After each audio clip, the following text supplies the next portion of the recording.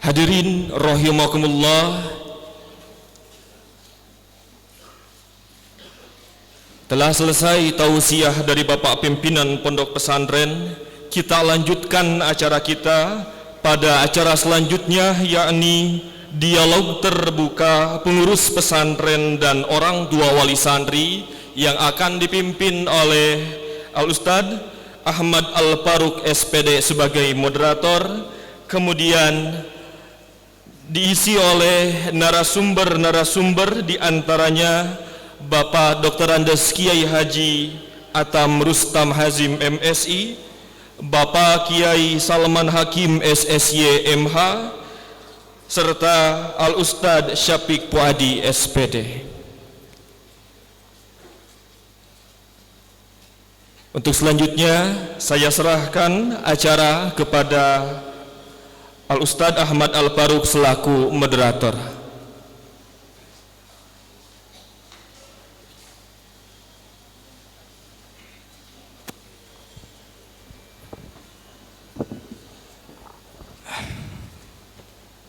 Bismillahirrahmanirrahim. Assalamualaikum warahmatullahi wabarakatuh.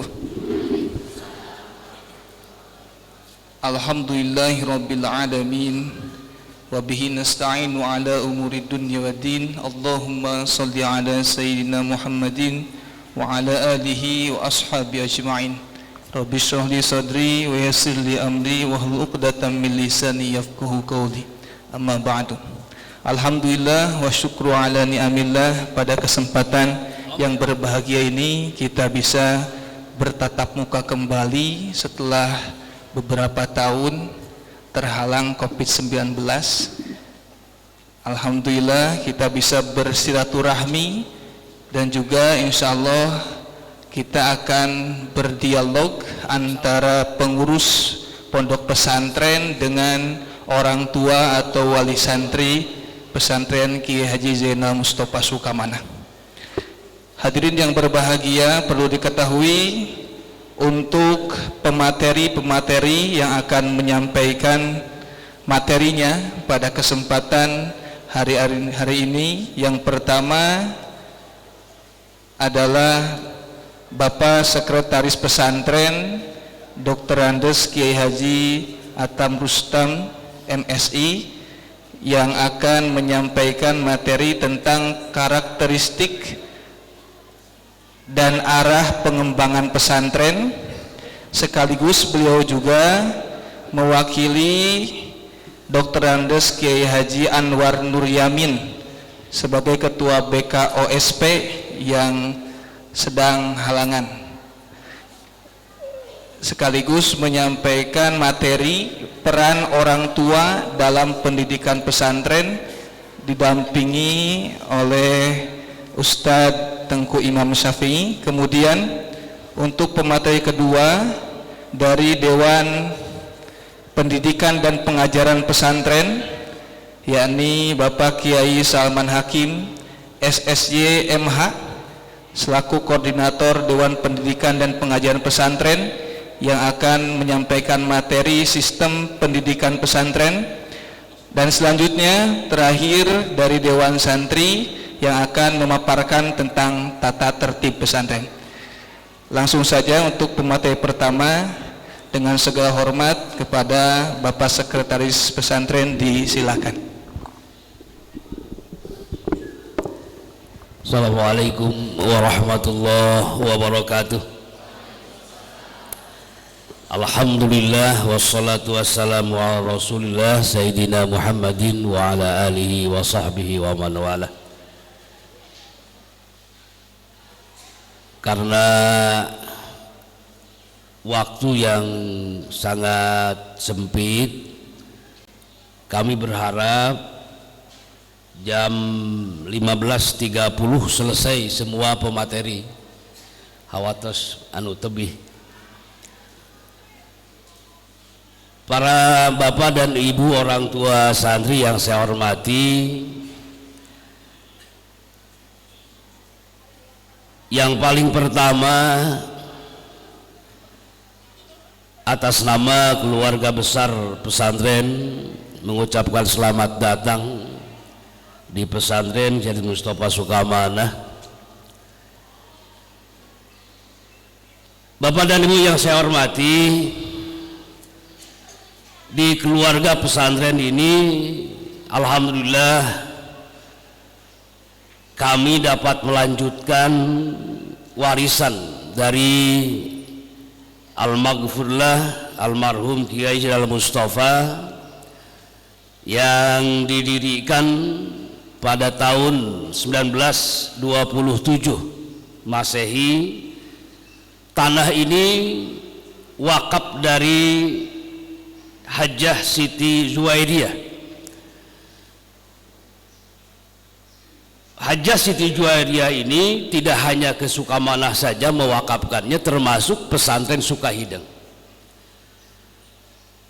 Kiai Zainal Muhsin dan Kiai Zainal Mustafa diberangkatkan hajinya pun oleh beliau, oleh Hajjah Siti Juwairiyah. Makamnya ada, sudah ditemukan, namun kami sampai sekarang masih belum mengetahui siapa suaminya.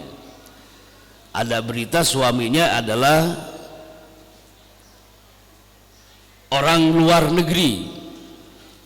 negeri katanya. Dia semua tiasa diundag lah. Datos teu aya apa teh nage. Mung anjeuna Siti Juwairiyah ini mewakafkan 2 pesantren dan memberangkatkan kedua pendiri pesantren Sukahideng dan Sukamanah untuk naik haji. Cek urang wah waas ganjaranana gitu. Di alam kuburna waas lega gitu. Mudah-mudahan urang tiasa nurutan. Gitu. Ngan rada pardit aya nama.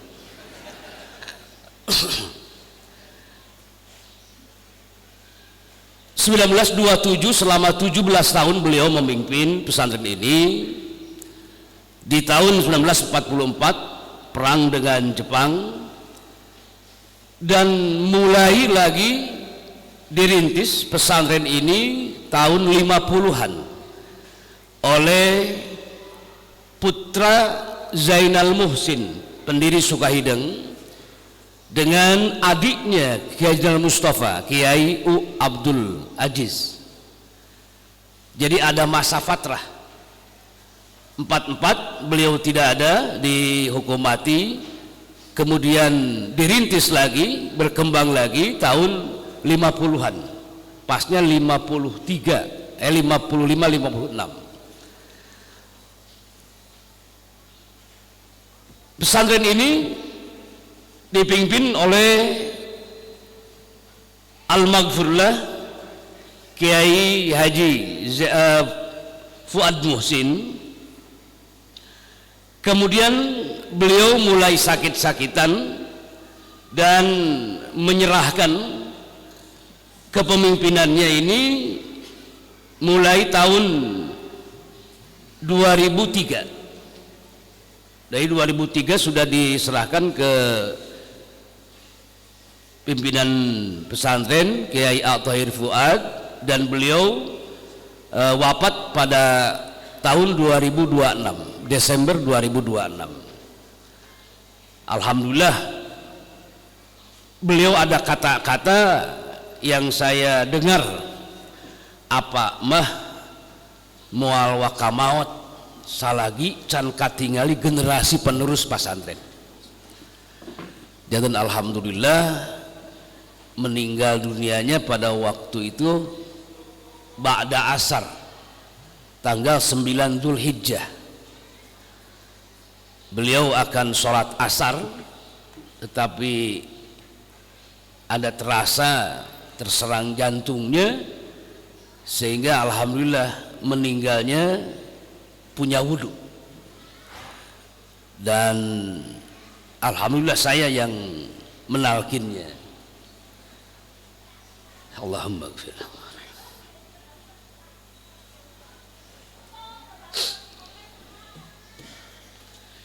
Selanjutnya pada tahun 19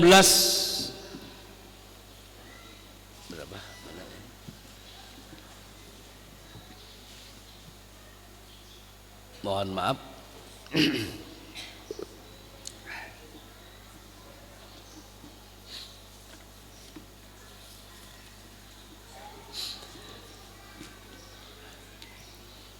Berdiri di Sukamanah ini Yayasan Gajat Mustafa, yang di bawahnya ada Madrasah Diniyah, kemudian SMP, SMA Gajat Mustafa. Yang sebelumnya ada PGA 4 tahun, PGA 6 tahun, kemudian PGA 3 tahun, dan MTS 3 tahun, MTSN 1 dan MAN 1. Itu adalah yang mendirikan pertamanya Yayasan Gajat Mustafa SMP Al-Islah pada waktu itu. Dan sekarang ini yayasan hanya baru mempunyai SMA Gajat Mustafa, SMP Gajat Mustafa. Insya Allah sesuai amanat dari beliau, kami keluarga besar pesantren, keluarga besar yayasan akan terus menerus memegang warisan. Kami keluarga pesantren tidak diberikan warisan apapun kecuali pesantren. Akan sekuat tenaga memajukan perjuangan ini, ruhul jihadnya tetap ada, terutama di bidang pesantren. Kemudian nama pondok pesantrennya ini adalah Pondok Pesantren Kiai Haji Zainal Mustafa Sukamanah. Jadi ada pergantian, dulu hanya namanya Pesantren Sukamanah, didirikan di Kampung Cikembang. Dulu ini namanya Cikembang, ini nama dijadikan nama kampung sekaligus pesantren. Kalau di Sukahideng, pesantren Sukahideng, kampungnya Kampung Bager. Didirikan 1927 Masehi. Alamatnya sudah lengkap, bisa dilihat di web dan di jalan-jalan ada makam pahlawan nasional Gajat Mustafa Sukamanah, Sukarapi, Kecamatan Sukarame, Tasikmalaya, Jawa Barat. Kemudian visi yang dicantumkan, yang diterapkan di pesantren ini adalah pribadi muslim yang berakhlakul karimah dan ilmiah berlandaskan akidah ahlus sunnah wal jamaah. Dan sekarang ditambah lagi An-Nahdiyah. An-Nahdiyah. Kalau ada yang bertanya kenapa organisasinya Nahdlatul Ulama, karena meneruskan Kiai Zainal Mustafa itu adalah pelopor Nahdlatul Ulama yang dulu sering bertemu dengan Syekh Hasyim Asy'ari. Hampir setiap hari Jumat beliau berangkat jam 8, tapi jam 10 sudah di sini lagi. Duka naik naon tah, duka melalui WA apa itu duka. Kemudian tujuan pesantren ini, tujuan pesantrennya secara umum pasti demikian, mencetak dan memberikan pemahaman tentang ajaran Islam Ahlus Sunnah wal Jamaah. Sebetulnya di Sukamanah ini yang masuk itu tidak hanya Nahdlatul Ulama, banyak yang Muhammadiyah juga, banyak yang Persis juga, bahkan PUI juga.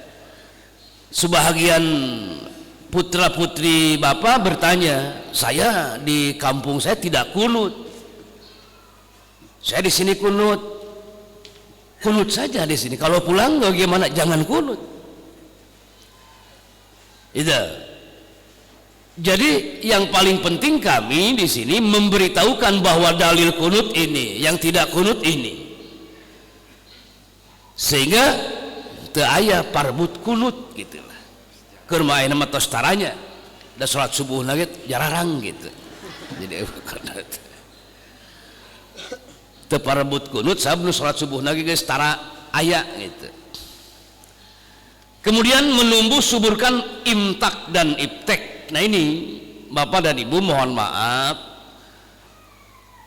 untuk imteknya, teknologinya, kami belum bisa membolehkan bawa HP.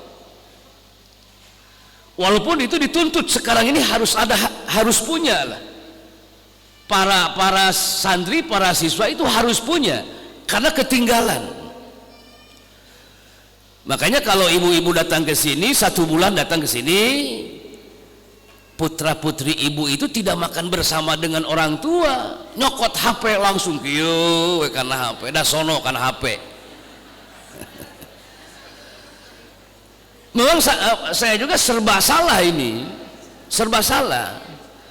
Di sisi lain memang harus tahu tentang teknologi sekarang ini, dan mungkin tahun 2025 sudah tidak ada kertas nanti. Si anak-anak itu kieu karena HP di sekolah oke.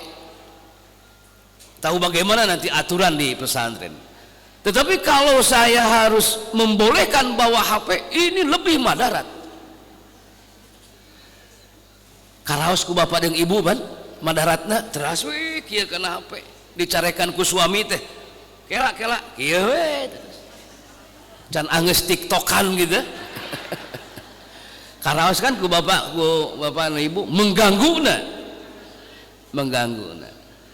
Makanya mohon maaf, bukan berarti kami tidak melek terhadap iptek, bukan, tetapi untuk saat ini kami masih belum bisa mengizinkan putra putri bawa HP ke pesantren ini.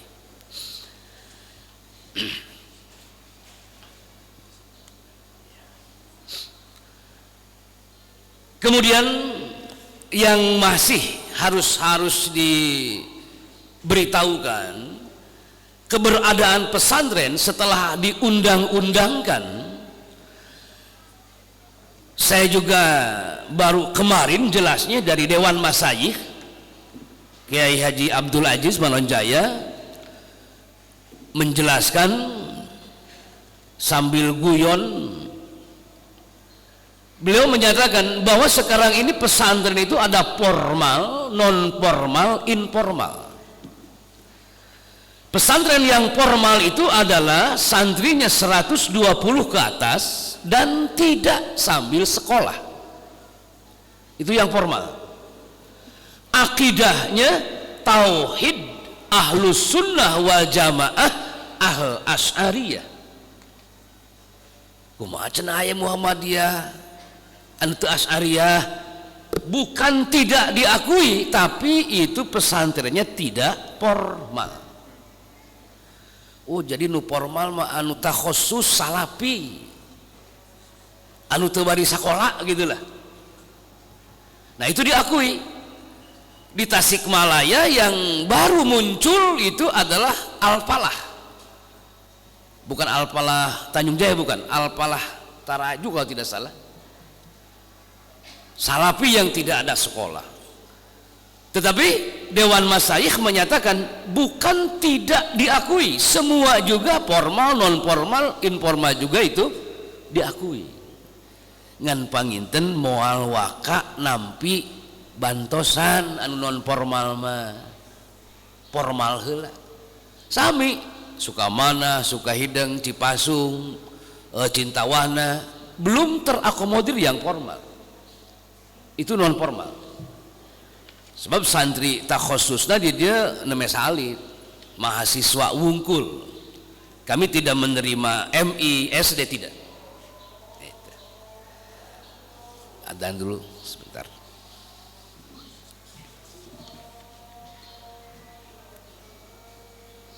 Ngiringna anu pertama.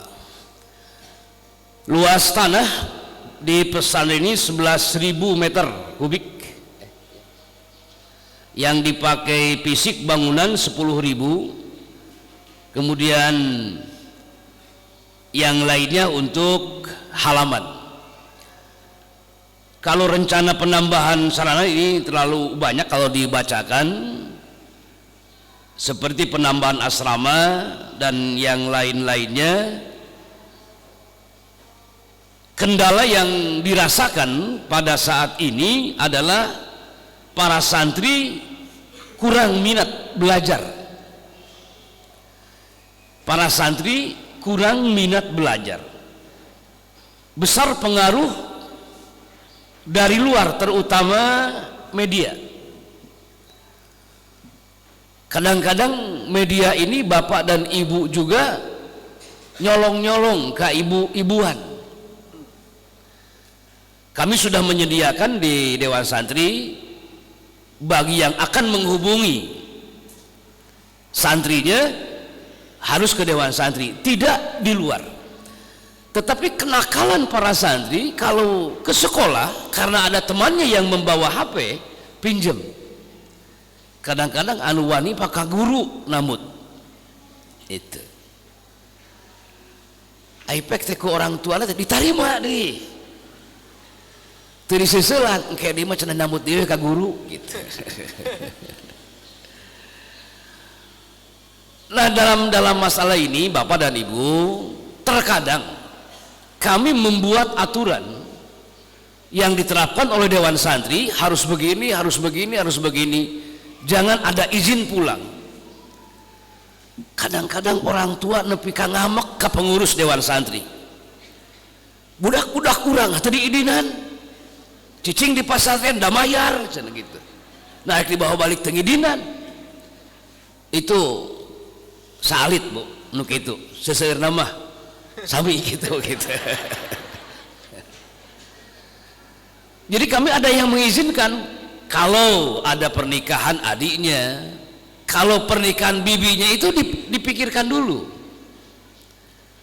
Karena yang tertinggal itu pengajiannya orang lain ngaji, ini pulang. Nah, dugi kaya orang tua anu kusabab teu diwidihan budakna euy, geus ulah ka pasantren deui ke mah, neangan di pasantren deui. Padahal di semua pesantren juga demikian.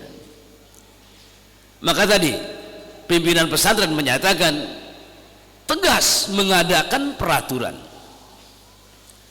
Nembe ka diatur nyangu kieu, rencangna kieu.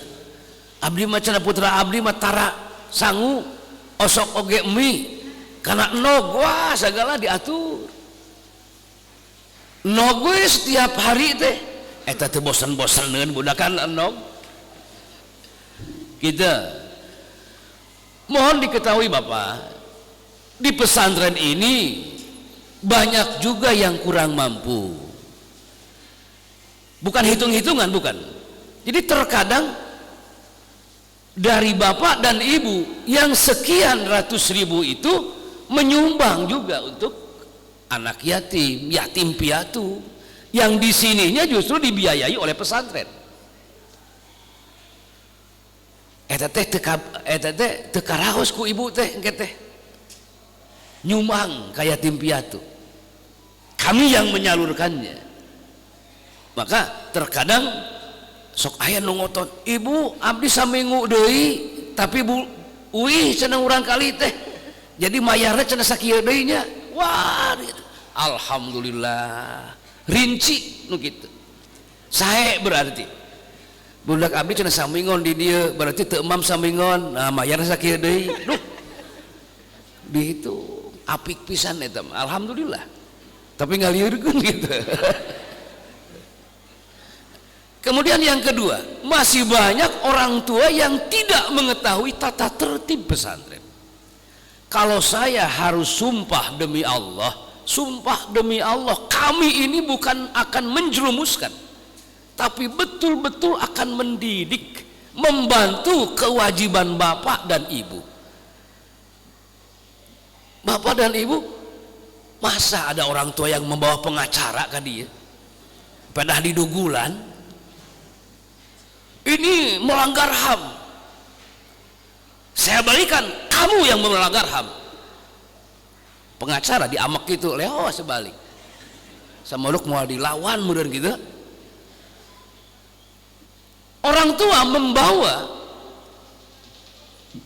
pengacara ke sini sampai mengancam, Bapak besok atau lusa akan dipanggil oleh kejaksaan. Saya katakan, jangan kejaksaan. Mahkamah Agung juga saya tunggu di sini. Dikitukeun malah alhamdulillah tos 2 tahun teu aya deui. Duka tah nu hadir ieu teh bade nganyenak di pengacara ka dieu mah. Kami tidak menerima anaknya lagi. Bapak kalau begini nitip lagi. Mulai sekarang silakan Bapak bawa anak Bapak, kami tidak sanggup mendidik lagi. Jadi mantuan anak putra nah dihareupeun anak geura kita. Dan jangan terlalu percaya kepada anak. Kami di sini menjilid itu hanya ini kemudian dampal kaki. Ieu mah ngahaja digebugan ku manehana tongongna. Satingali. Saya tanya siapa orangnya yang memukulnya? Eta mah budak bakat hayang keluar di pasantren. Digebugan ku sorangan nepi ka galalangan gitu. Ini Bu, yang perlu Bapak dan Ibu mengertilah. Kami yang mengadakan aturan ini dan diserahkan ke Dewan Santri. Silakan laksanakan. Ini aturannya. Jadi kalau Dewan Santri tidak melaksanakan aturan, Dewan Santri yang saya tegur. Gitu. Bukan apa-apa. Sangat-sangat riskan. Kita sebagai orang tua yang sudah hampir 60 tahun, besok atau lusa pun nyangkere di kuburan lah. Kalau kita tidak bersikeras mempunyai anak yang mengerti terhadap ajaran Islam, reksa anu ngaduakeun lamun urang geus dikubur. Upami teu gaduh putra anu ngarti kana agama. Masalah hasil sareng teu mah da Allah nangtoskeun tadi gimana? Tos dijelaskeun. Hanya kita saja melaksanakan syariat semaksimal mungkin. Kami yakin tidak ada seorang orang tua pun yang menginginkan anaknya tidak soleh.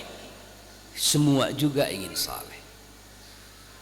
Mung terkadang sok aya ari ramakna alumni mah KKN ya kapengker we Pak anu oh jik ulah bebeja we ka batur. Aya wae manu kitu teh anu maksa budakna anu terutama budakna anu ogo mah aduh kapengker jalan teh duh Pak punten kadang-kadang si murid kagok ai ka budak alumni mah kitu padahal upami ngarti mah deui ramakna sanajan alumni oge ulah kitu gitu. Kemudian yang terakhir, program kami yang terakhir ini adalah upami hujan Bapak. Upami hujan tak asar hujan. Keprok santri teh asik libur cenah. Sebab sepenuhnya pengajian itu di sekolah, di aliyah dan di SMA, SMP. Kahujanan, kuyumut teteh uihna teh. Kami memprogramkan badai di saungan seperti iya dugi ke SMA supaya teu libur. Ngan meureunnan barudak santri malah ya alasan teu ngaji ayeuna mah. Nah, ya, mun sim kuring ngagugahkeun subuh sim kuring gitu. Udah dukan nurun ti bapakna panggilna teh. Uih deui, ya, geus tere subuh. Sim kuring terkadang keheul. Gitu. Tapi karena sudah dirasakan dia itu anak kami, seliwar apapun diusapan we. Sanaos sakali-kali didugulan. Kang Imam nu sok ngadugulanana. Da anjeunna tukang cukur gitu. Jadi kami ingin membuat itu tadinya saya mulai lang sekarang. Tapi seueur teu hadir ya. Sekitar 300 juta, Bu. 300 juta salah seorang orang tua sudah siap memberikan 50 juta. Mau disebatkan orangnya bisa nurutan maksudnya gitu. Jadi 300 sudah ada 50, tinggal 250. 1 juta saurang we tamat juga nantinya. Siap Bu? Catat. Ya. Nanti saya perintahkan ke Dewan Santri upami nu hadir 1 jutaan deh ieu. Tos aya 50.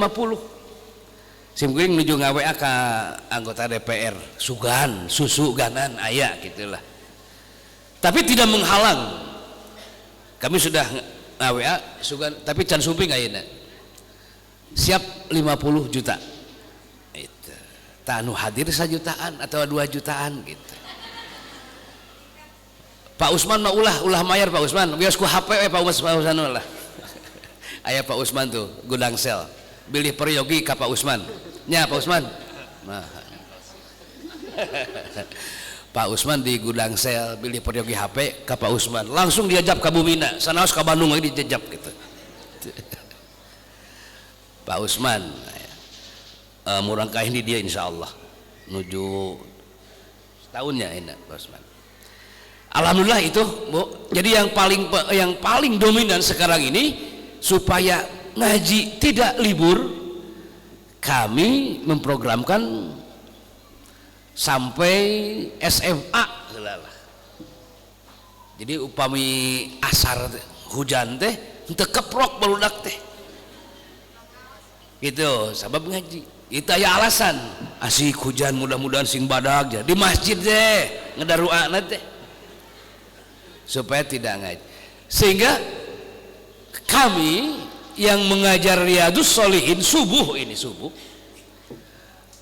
yang biasanya sudah tamat babus sobri itu 1 semester setengah semester ini belum tamat karena sering hujan sekarang subuh itu ke rumah hoream meureun aja hujan alhamdulillah termasuk guruna deh gitu bener. Termasuk guru. Itu mungkin yang perlu disampaikan karena ini sudah asar. Mohon maaf Dewan Santri juga Dewan Pengajar tidak terlalu banyak penyampaiannya. Mudah-mudahan tidak ada pertanyaan lagi gitu. Mudah-mudahan. Sekian, terima kasih. Wallahul muwaffiq ila aqwamit thoriq. Assalamualaikum warahmatullahi wabarakatuh. Waalaikumsalam warahmatullahi wabarakatuh. Terima kasih kepada Bapak Sekretaris Pesantren yang telah menyampaikan materinya. Untuk selanjutnya langsung saja ke pemateri kedua dari Dewan Pendidikan dan Pengajaran Pesantren tentang sistem pendidikan di Pondok Pesantren Kiai Haji Zainal Mustafa Sukamana yang akan disampaikan oleh Kiai Salman Hakim SSY MH. Kepadanya disilakan. Bismillahirrahmanirrahim. Assalamualaikum warahmatullahi wabarakatuh. Innal hamdalillah nahmaduhu wa nasta'inuhu wa nastaghfiruh wa na'udzubillahi min syururi anfusina wa min sayyiati a'malina may yahdihillahu fala mudhillalah wa may yudhlilhu fala hadiyalah. Allahumma shalli wa sallim wa barik ala sayyidina Muhammadin wa ala alihi wa ashabihi wa man tabi'ahum bi ihsanin ila yaumiddin. Aturkan banyak terima kasih wabil khusus kepada Bapak Pimpinan Pesantren, Bapak Sekretaris Pesantren, dan terutama Dewan Santri yang telah mengadakan acara seperti ini, yang bisa memfasilitasi kami sebagai Dewan Pendidikan dan Pengajaran untuk bisa bermuajahah, interaksi, bersilaturahmi dalam kesempatan yang sangat luar biasa ini. Mudah-mudahan ini pertemuan diberkahi oleh Allah Subhanahu wa taala. Dan rasa syukur ini jelas adalah gambaran rasa syukur kepada Allah Subhanahu wa taala. Sebagaimana sabda Rasulullah sallallahu alaihi wasallam, "Man yaskurun nasa la yaskurullah." Orang yang tidak pandai untuk berterima kasih kepada manusia, maka tidak mungkin dia bisa berterima kasih dan bersyukur kepada Allah Subhanahu wa taala. Selanjutnya para hadirin, orang tua santri yang saya hormati, Nabi Ibrahim itu mempunyai 2 orang istri. Itu yang kita ketahui ya. Kenapa yang kita ketahui? Karena yang dijelaskan adalah Siti Saroh dan Siti Hajar.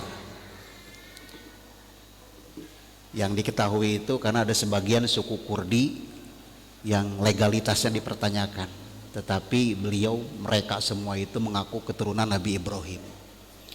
Suku Kurdi itu tidak diakui oleh orang Arab, tidak diakui oleh Turki, tidak diakui oleh siapapun. Oleh karena itu, karena legalitasnya dipertanyakan, kalau Kang Imam mau menikah lagi, lebih penting itu legalitasnya.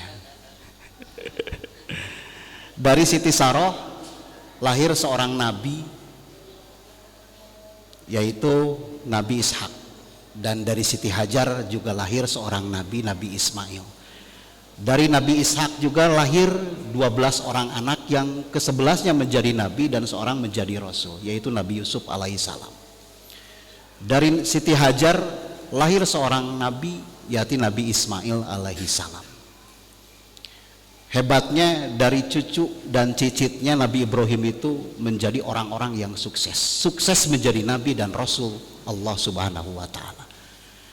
Dari Siti Hajar meskipun secara tidak langsung lahir seorang nabi dari keturunannya, tapi dari Nabi Ismail alaihissalam ada keturunan Jurhum, dari Jurhum ada keturunan Arab, dari Arab juga melahirkan keturunan Quraisy, dan dari Quraisy juga melahirkan keturunan Abu Thalib Bani Hasim, dan dari Bani Muthalib dan Bani Hasim lahirnya Khatamil Anbiya wal Mursalin, Kanjeng Nabi Muhammad sallallahu alaihi wasallam.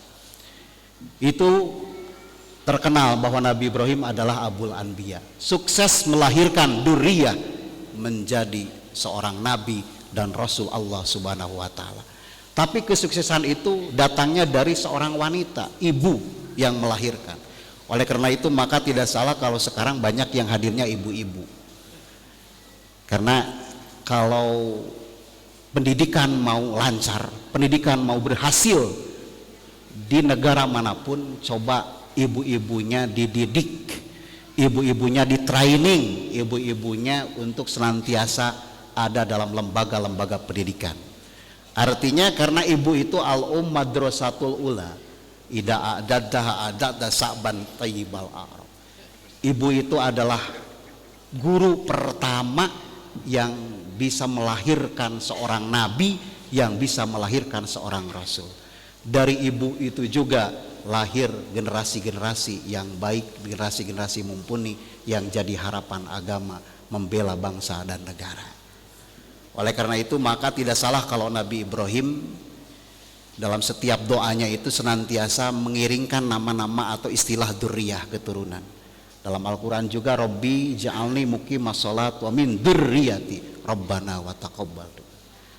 Atau juga dalam hal yang lain Allah berfirman, Rabbana waj'alna muslimaini laka wa min dzurriyyatina ummatan muslimatan laka wa arina manasikana wa tub alaina innaka antat tawwabur rahim.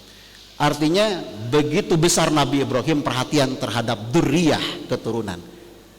Oleh karena itu maka dalam kesempatan kali ini, mengingat dari hebatnya Nabi Ibrahim dalam melahirkan generasi-generasi yang jadi nabi dan jadi rasul. Tetapi untuk sekarang karena tidak ada zaman nabi dan zaman rasul, oleh karena itu kita sebagai orang tua punya harapan generasi kita, duriyah kita adalah duriyah yang mumpuni di dalam agama, berlandaskan akidah ahlus sunnah wal jamaah, tauhid yang kuat, melaksanakan amal ibadah yang sesuai dengan tuntutan dari Rasulullah Shallallahu Alaihi Wasallam. Oleh karena itu maka pesantren Kiai Haji Jainal Mustafa Sukamanah mengingat dari konsep yang digariskan oleh Nabi Ibrahim alaihissalam, sehingga bisa melahirkan generasi-generasi yang hebat, duriyah-duriyah yang hebat. Ternyata dua kuncinya. Yang pertama ikhlas. Ikhlas, beliau betul-betul rela mengorbankan jiwa dan raganya karena ingin mempunyai anak dan duriyah keturunannya menjadi orang-orang yang hebat dan berhasil. Yang kedua, kunci doa dari beliau adalah doa.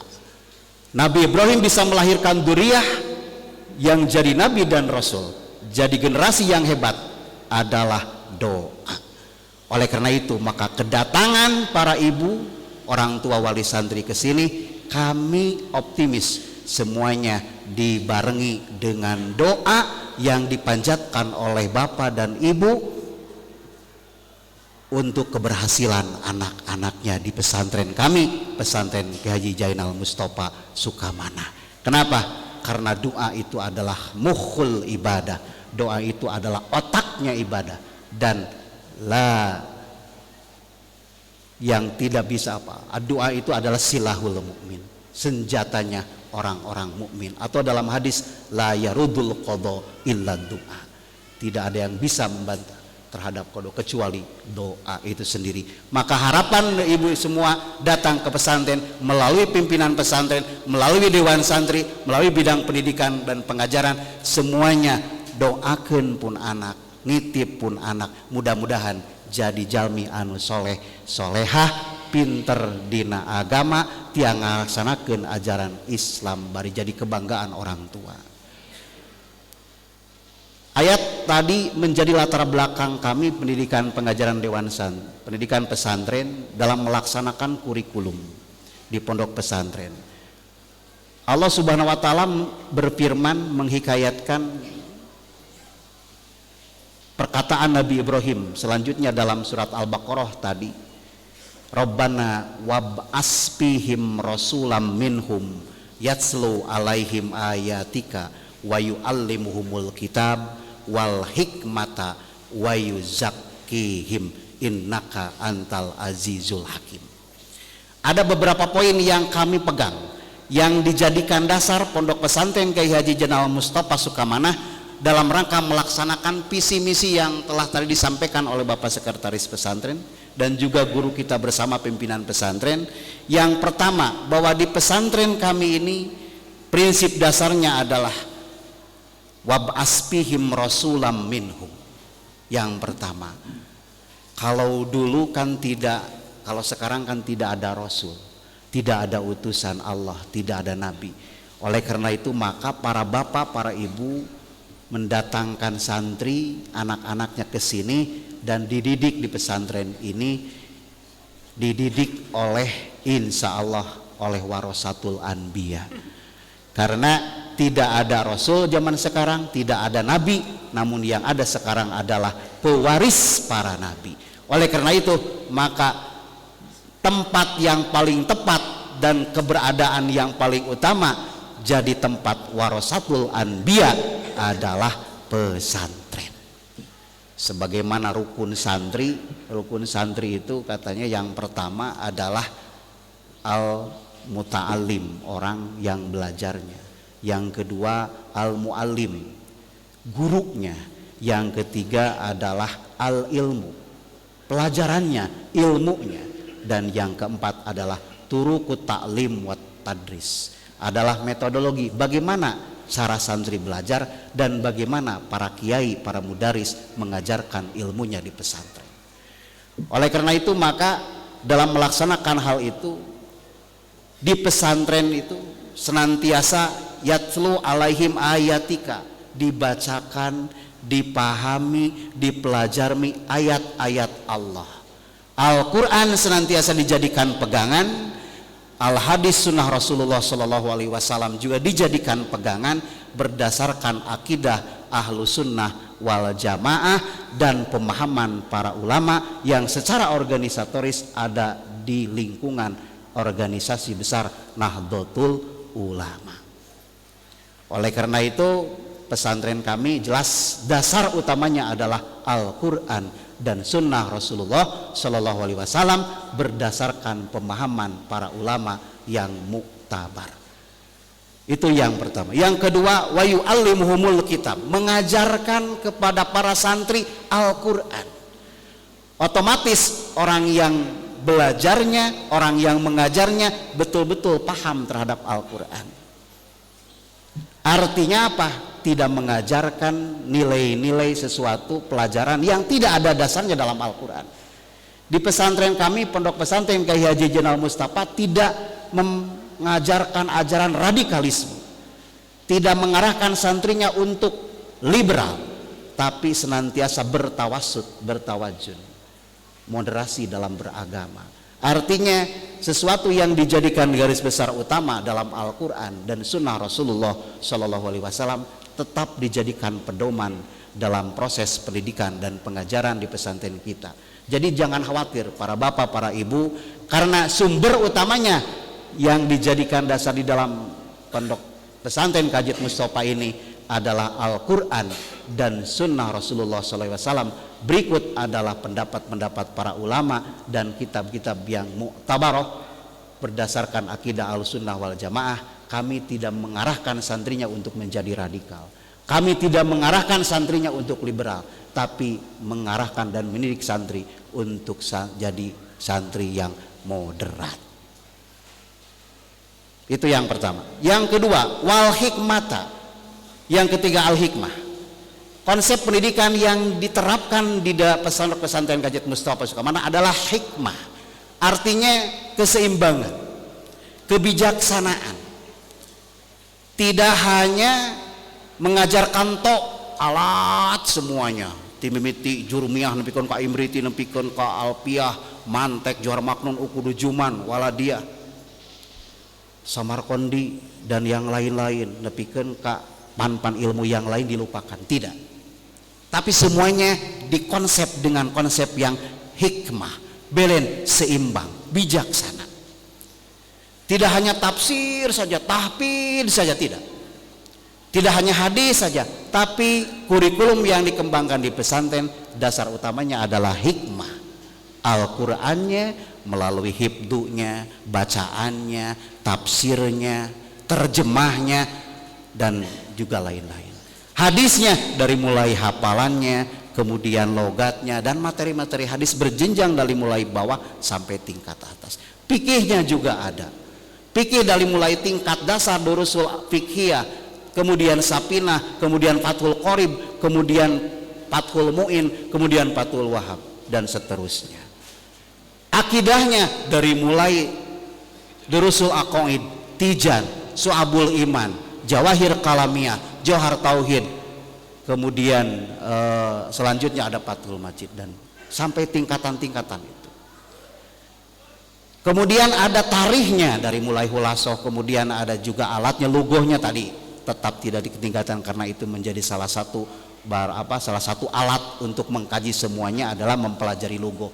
Lugoh itu ada dua materi, yang pertama adalah ilmu nahu, yang kedua adalah ilmu sorob, dan yang ketiga adalah bahasa Arab. Itu semuanya berjenjang para bapak, para ibu semua.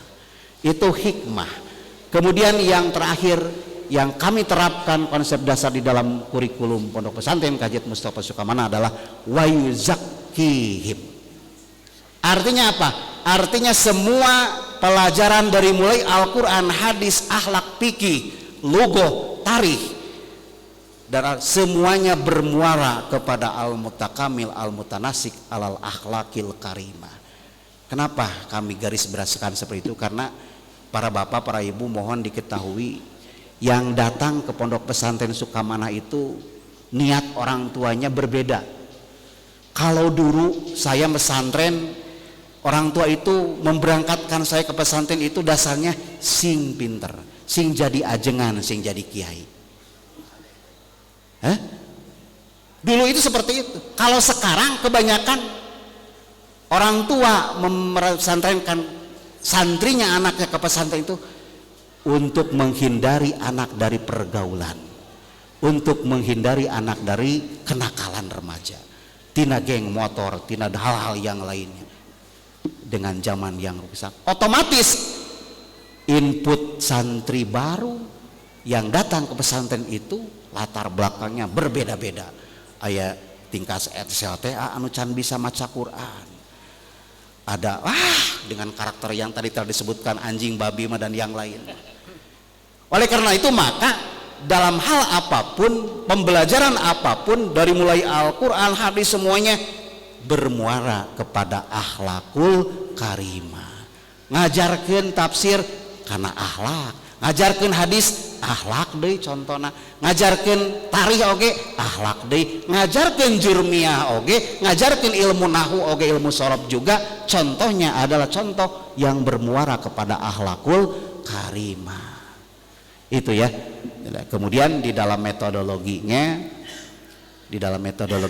karena tadi telah disebutkan oleh Bapak Sekretaris Pesantren bahwa dengan visi dan misi yang telah dijelaskan, oleh karena itu, karena sekarang zamannya mungkin karena berbeda. Kalau zaman Kajet Mustafa muassis hadal ma'had, pesantren kita ini kan senantiasa melestarikan nilai-nilai lama, al-muhafadhah alal qadimi shalih wal akhdhu bil jadidil aslah. Jadi dua materi pokok itu dalam metodologinya. Artinya tetap melestarikan nilai-nilai lama yang baik. Ngalogat Sunda na tetap logat Sunda teh para bapak para ibu perlu diketahui. Pelopor utama yang membuat rumusan ngalogat Sunda itu adalah muassis pondok pesantren kita, Kiai Haji Jainal Mustafa Sukamana. Waktu beliau mondok di pesantren Cilenga dengan bimbingan Bapak Haji Muhammad Sabandi, kemudian disahkan oleh Kiai Haji Muhammad Arif di Sukaraja Garut. Bahkan secara tertulis beliau mempraktekkan logat Sunda di pondok pesantren Sukamiskin lewat bimbingan Muhammad Alko. Jadi rumusan logat Sunda itu kami lestarikan tetap karena beliau muassis pondok pesantren Kajiat Mustafa Sukamana adalah pelopor utama yang menerapkan at-tahlil al-labdi al-lugawi as-sundawiyah, artinya melogat dengan logat Sunda, tetapi tetap ada nilai-nilai lama yang dikembangkan wal akhdhu bil jadidil aslah, artinya dengan terjemah bebas dengan bahasa Indonesia. Karena apa? Karena mungkin kan tidak bisa kalau kita lulus, ada santri yang lulus ke Mesir, karena di Mesir kan tidak ngelogat Sunda. Artinya santri itu penting untuk bisa ngelogat Sunda, juga penting untuk bisa menerjemahkan ke dalam bahasa Indonesia yang baik dan benar. Jadi itu diantara perpaduan dua hal, al-muhafadhah alal qadimi shalih wal akhdhu bil jadidil aslah. Kami melestarikan nilai-nilai lama yang baik, ngalogat Sunda, Bandongan, Sorogan, sistem ceramah, itu nilai lama yang tetap kami pertahankan.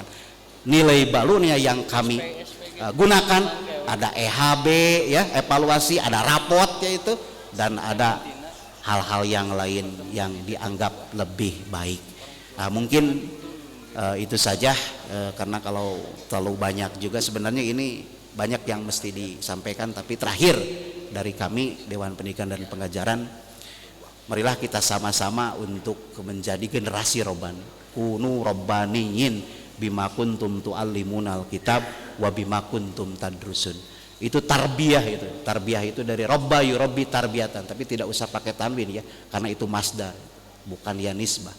Tarbiyah itu artinya membimbing, generasi yang bisa membimbing anak-anak kita, karena bukan hanya kewajiban kami di pesantren sebagai guru, orang tua juga adalah sebagai konsep pendidikan yang paling utama.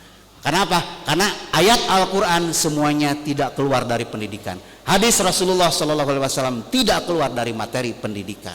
Oleh karena itu secara menyeluruh dan signifikan, bukan hanya guru di pesantren yang harus kita didik bersama dan kita bikin mengerti. Tukang warung nage kudu sinang ngarti agama, tukang nyuci nage kudu sinang ngarti karena pendidikan.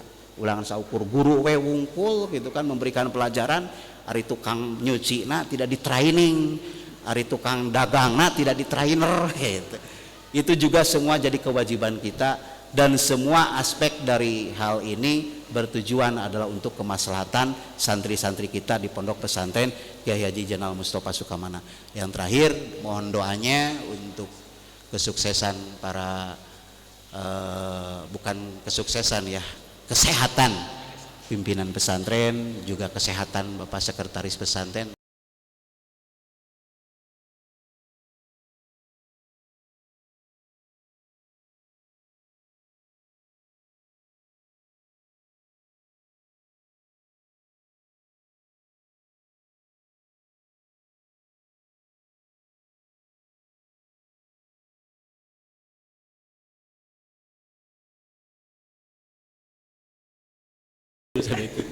Apunten nukasun wallahul muwaffiq ila aqwamit thoriq. Wassalamualaikum warahmatullahi wabarakatuh. Waalaikumsalam warahmatullahi wabarakatuh. Ya, langsung saja pemateri dari Dewan Santri yang akan diwakili oleh Ustadz Rifa Hazim Padi MPD, kepadanya disilakan. Bismillah, assalamualaikum warahmatullahi wabarakatuh. Mung sakedik panginten ti Dewan Santri ngeunaan utamina anu tos nu sok ditaroskeun tentang keseharian di pesantren. Campur wae bahasana, bahasa Sunda sareng bahasa Indonesia. Semenjak COVID-19 memang ada kesenjangan antara pengurus Dewan Santri dengan orang tua. Sebelum tahun 2018 simkuring masih emut, kantor Dewan Santri itu tiap hari pasti aya minimal 2 orang tua anu sumping. Bahkan kesehariannya upami libur itu bahkan lebih pinuh. Bahkan satu orang orang tua teh ngobrol lami gitu. Ngobrolkeun sanes ngobrolkeun ngaler ngidul tapi ngobrolkeun murang kali. Ieu pisan painten anu dipikaharep ku acara ieu. Alhamdulillah pandemi tos berlalu.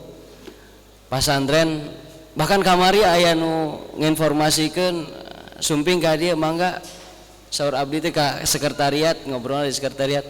Anu naros di mana sekretariat teh gitu kan. Sekretariatnya terang gitu. Numawi panginten upami aya nanaon masalah ti murang kali sumpingna langsung atanapi masalah ti pengurus atanapi aya kahoyong tentang bakat sareng minat tiasa ngobrolkeun ka pasantren langsung.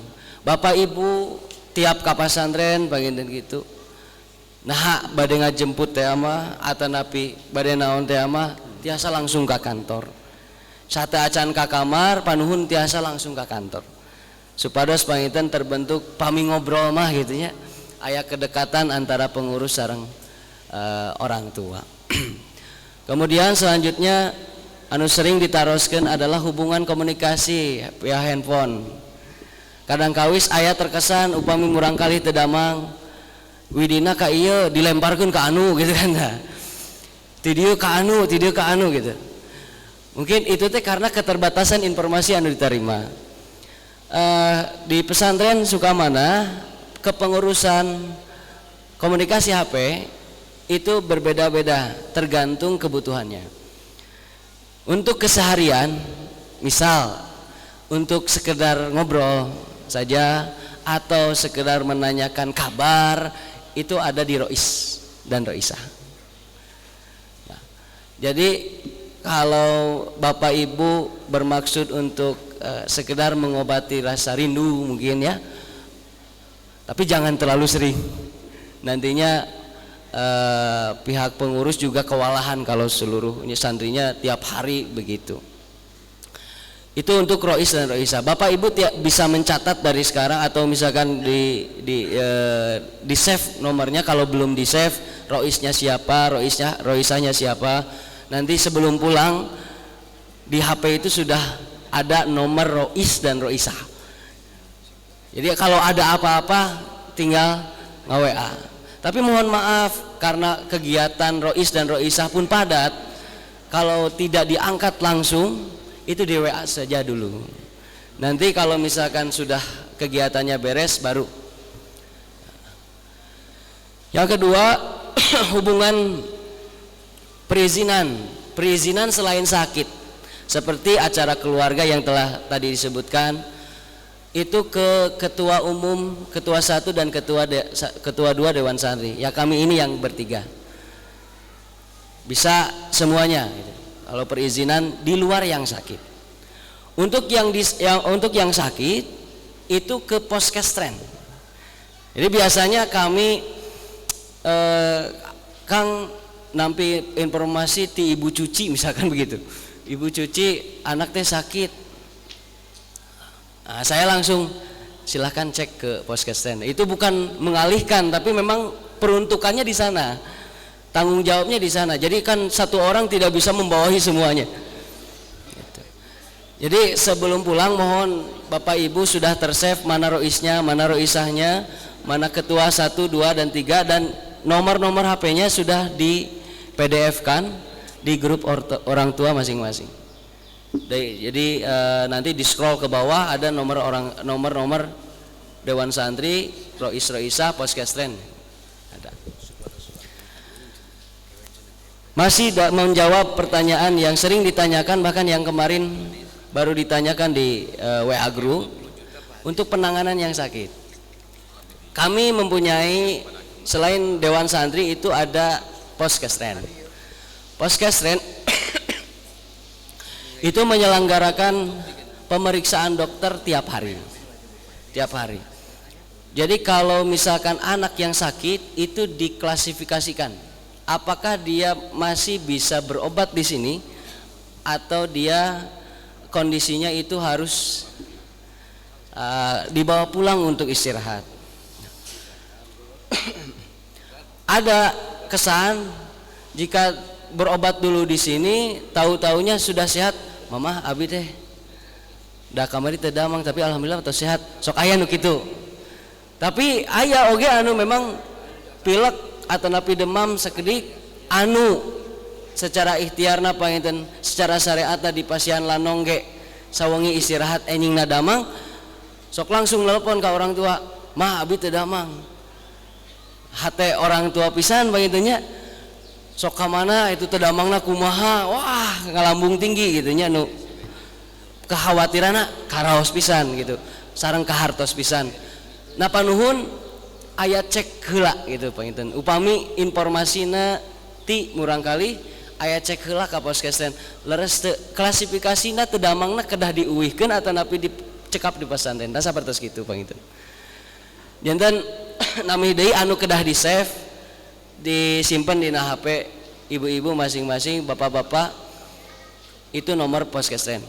Biasana Kang Ebit atau napi Kang Yadi.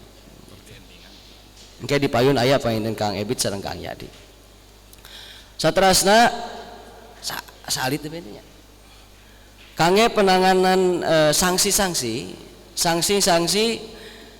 tadi panginten secara filosofisna dasar fikirna panginten sapertos kitu kan ieu mah secara teknis pesantren mempunyai beberapa bentuk sanksi panginten. Pertama jilidan. Yang kedua ada bentuk nulis Quran dan hafalan Quran atau nulis matan-matan pelajaran atau hafalan misalnya jurumiyah, imriti dan sebagainya. Sapertos nu kamari aya nu hoyong uih ti payun karena ada acara keluarga untuk menghindari sisirikan gitu batur uih ti payun ieu calik gitu dipasihan tugas lah nyai hukuman saudara mah pasian hukuman nalar Quran juz 30. Nah seperti itu. Jadi anu standar mah jilidan sapertos henteu ngaos 3 kali, upami teu berjamaah 3 kali, upami telat berjamaah sakali gitu. Nah, terus panginten upami kabur ieu mah rada jilidan tamihan ayat keuman gitu, rada dikeum di balong gitu. Eta mah nu repot pisan gitu. Nah, atanapi maos Quran di payuneun masjid sapertos kitu. Saterasna kana tingkat anu upami misalkan sanksi-sanksi biasa henteu tiasa berubih gitu. Teras panginten di tos aya bimbingan ti roisah ti wali marhalah, tapi tetap sapertos kitu berlanjut karena SP itu surat perjanjian ada ayat 3 tahap 1, tahap 2 sampai tahap 3. Sadayana SP 1, 2 dan 3 itu menghadirkan orang tua. Jadi kalau santri ada yang melanggar kemudian terus tidak berubah setelah bimbingan, itu orang tua pasti dipanggil. Orang tua pasti dipanggil, kemudian kalau anaknya mau dan terus belajar di sini, kami berikan perjanjian. Perjanjiannya 1, 2, dan 3. Adapun nauzubillah ada kasus-kasus yang besar, misalkan ieu teh ngaosna sae, sakolana sae, Tapi punten nyanak artos itu. Kemarin dikeluhkan oge seueur nu kahilangan. Nyanak artos itu pilihanna moal hiji dua tilu. Henteu tilu dikaluarkeun.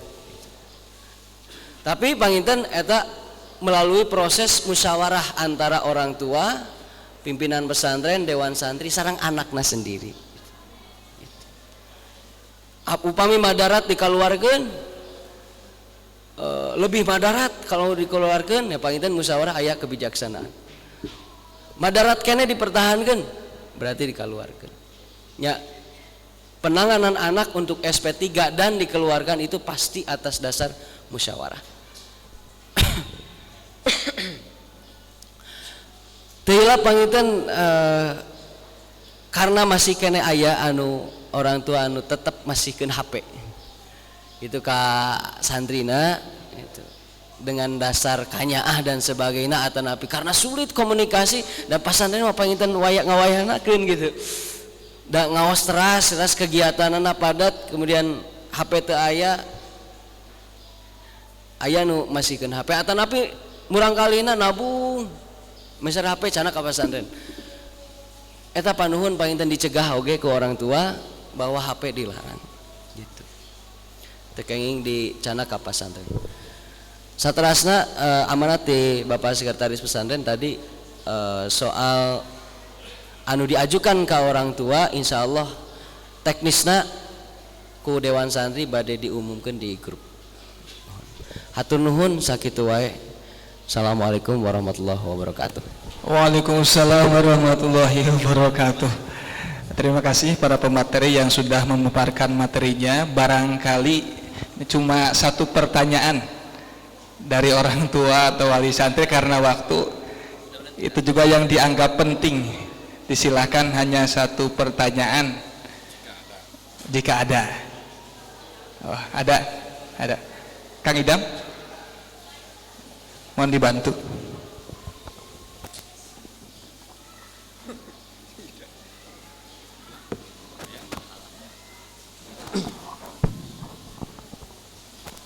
Bismillahirrahmanirrahim. Assalamualaikum warahmatullahi wabarakatuh.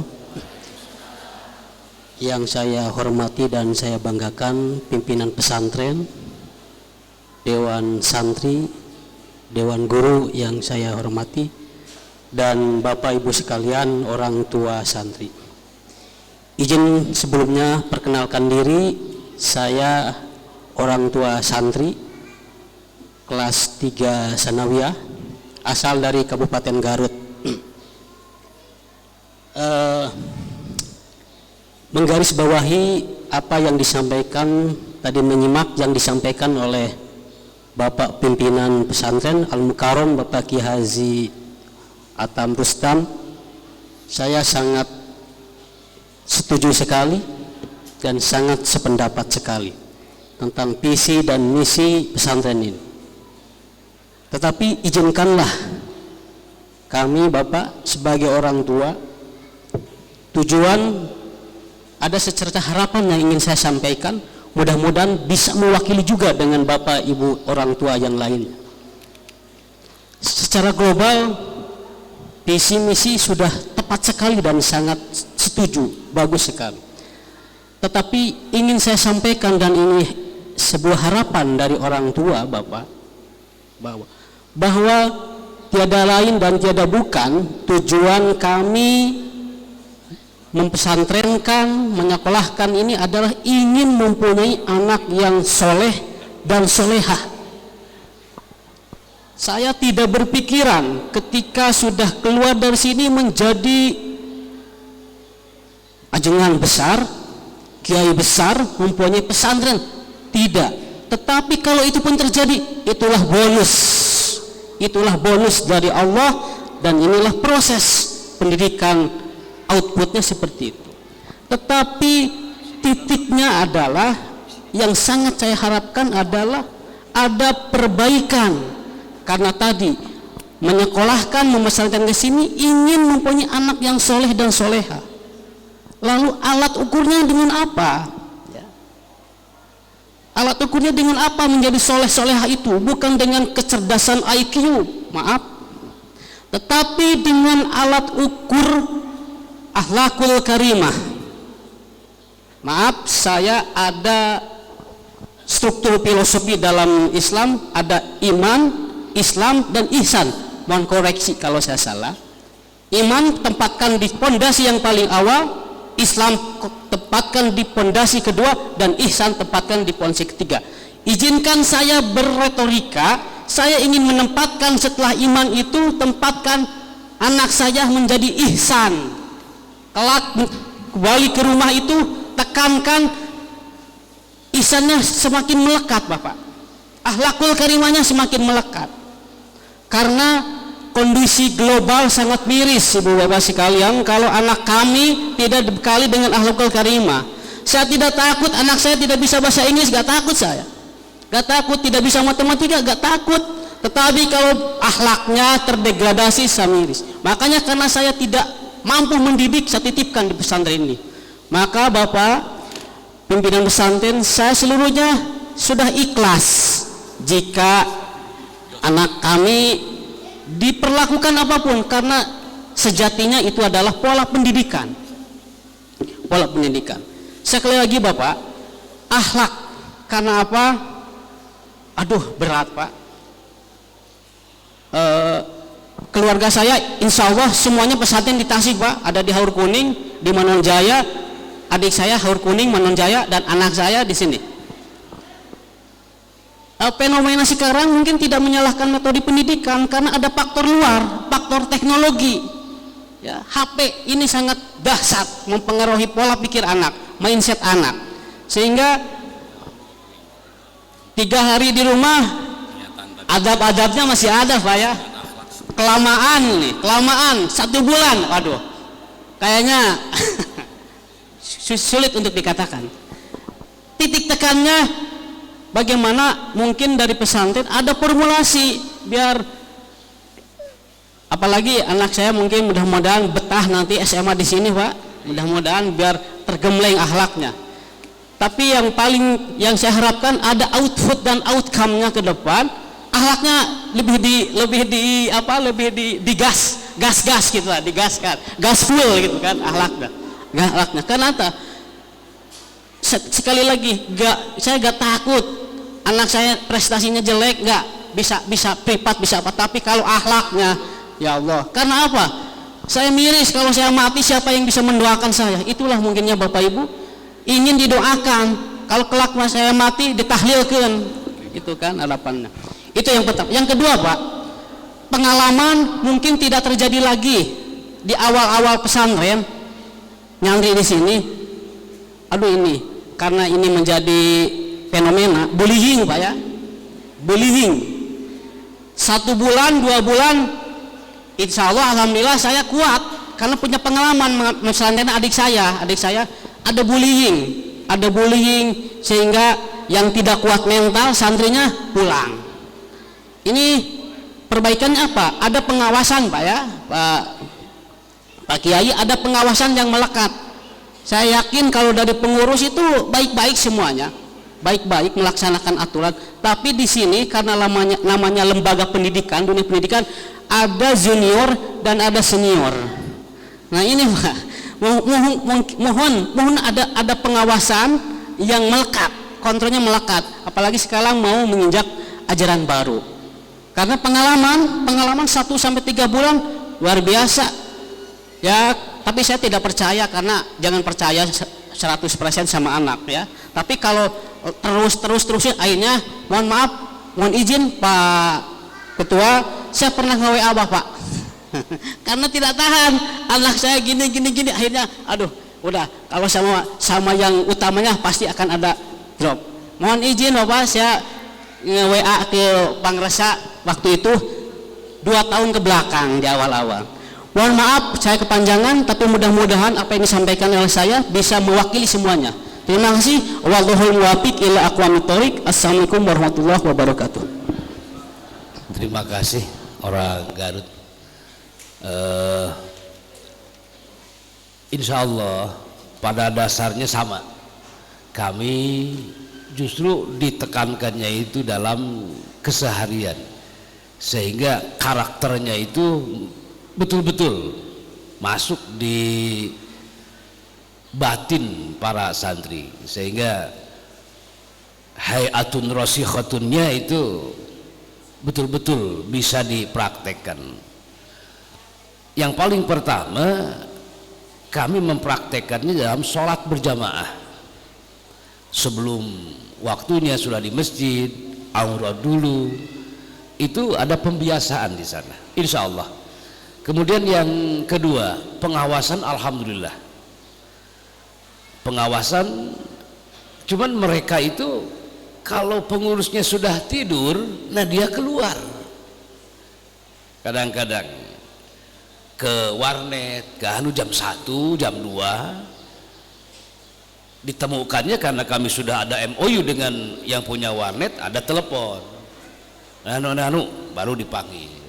Insya Allah apa yang Bapak nyatakan barusan sependapat, dan itu sangat setuju. Mungkin kurang puas jawabannya karena ini sudah sore. Insya Allah melalui WA juga tidak salah, saya akan menerima dan menjawab kalau bisa menjawabnya gitu. Sekian, terima kasih. Tutup langsung. Baik para hadirin semuanya, alhamdulillahirabbil alamin, dari awal sampai akhir kita telah melaksanakan acara ini dengan lancar. Mudah-mudahan silaturahmi ini menjadi wasilah kita dalam melaksanakan kebaikan-kebaikan selanjutnya, dan kita bisa dikumpulkan kembali di surganya Allah Subhanahu wa taala. Untuk mengakhiri, kita tutup acara pada hari ini dengan bacaan hamdalah dan doa kafaratul majlis. Alhamdulillahi rabbil alamin, subhanakallahumma wa bihamdika asyhadu an la ilaha illa anta astaghfiruka wa atubu ilaih. Mohon maaf atas segala kesalahan. Wallahul muwaffiq ila aqwamit thoriq. Assalamualaikum warahmatullahi wabarakatuh. Bagi yang akan melaksanakan sholat asar, untuk putra bisa di masjid lantai 1 dan putri di masjid lantai 2, ataupun bisa dilaksanakan di masjid kampus Aliyah. Terima kasih.